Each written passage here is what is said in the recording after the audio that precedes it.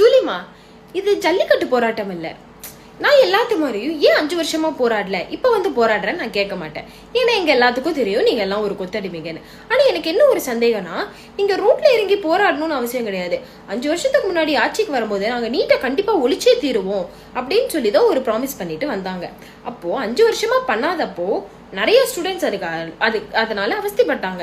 அப்ப நீங்க எல்லாம் என்ன பண்ணிருந்திருக்கணும், போய் உங்களோட தலைவர்கிட்ட இந்த மாதிரி ப்ராப்ளம்லாம் இருக்கு, நீங்க தான் வந்து எல்லாத்துக்குமே தைரியமா என்ன அகேன்ஸ்டா நிப்பீங்களே, இதுக்கும் வந்துட்டு அகேன்ஸ்டா நில்லுங்க, இதுக்கும் நீங்க வாயை திறங்க அப்படின்னு சொல்லி பேசி இருந்திருக்கலாம்.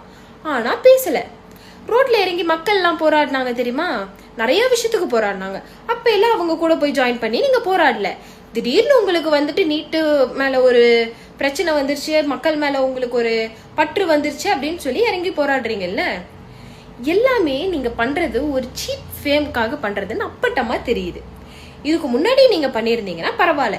திடீர்னு வந்து பின்னாடி ஒரு ஜென்சி டிஎம்கே அப்படின்னு பேனர் போட்டு நீங்க நின்னுட்டீங்கன்னா நீங்க மக்களுக்காக உதவி பண்ணீங்க. ஐயோ இந்த பசங்க எல்லாம் எவ்வளவு நம்மளுக்காக உழைக்கிறாங்க அப்படின்னு சொல்லி உங்களை நம்புவாங்கன்னு வேற நீங்க நினைச்சிட்டு இருக்கீங்களா?